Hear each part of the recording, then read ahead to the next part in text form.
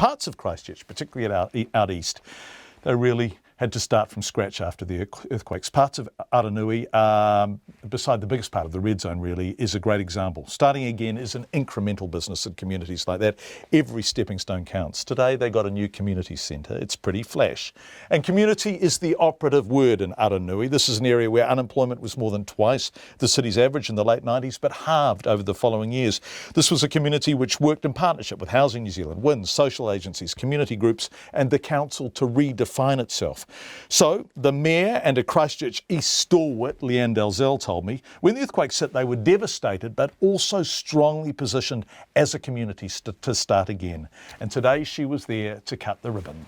There was a whole process that had been gone through where the community was actively engaged in its own future before the earthquake struck. So actually, when the earthquake struck, yes, you're right, they were hammered, absolutely hammered by the earthquakes. The roads, the skirt's still in there doing work on the ground, fixing pipes and getting the roads right. So there's still a lot of work to be done.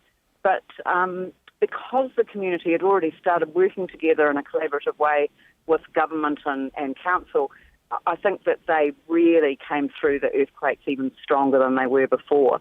And the facility today, people were just walking through it and looking around. And I said to a few people, did you ever think?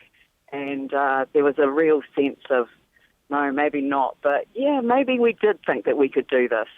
And so who was there? Who was at the opening? Schools, local schools turned out? Who else came?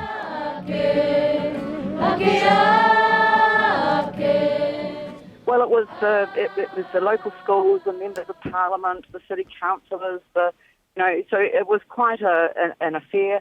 The local kamatua, Sandy, who's been with us right from the very start, Samonga Veli, who's the Samoan leader in the area. It was great, and the young men from Aranui High School did the haka, and of course, it was actually quite an emotional occasion. It really felt good. Yeah, I bet it did, after everything you've been through in Aranui and out east. So this is a real turning point, isn't it? Even if perhaps substantively a psychological turning point, it's a marker in the ground about what you can do, right? Yeah, it was interesting. They've got these large paddles outside, the waka paddles, and they're a beautiful artwork in their own right.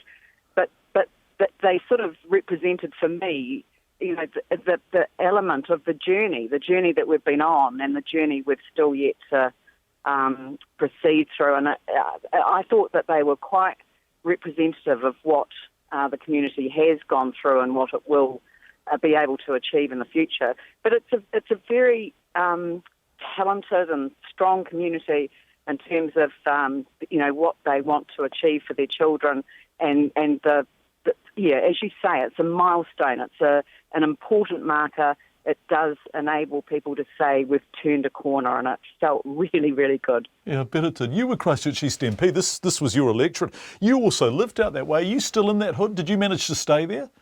No. That got red zoned where I was. I was in Bexley. That's right.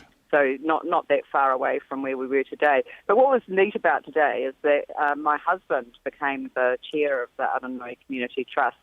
So we stood side by side, him as the chair of the trust and me as the mayor of Christchurch, and cut the ribbon. And that felt really good as well. It's probably the only time it will ever happen that we're standing side by side in that role, in the two roles that we have. And it was just, magic. So, it was a special day for me personally as well.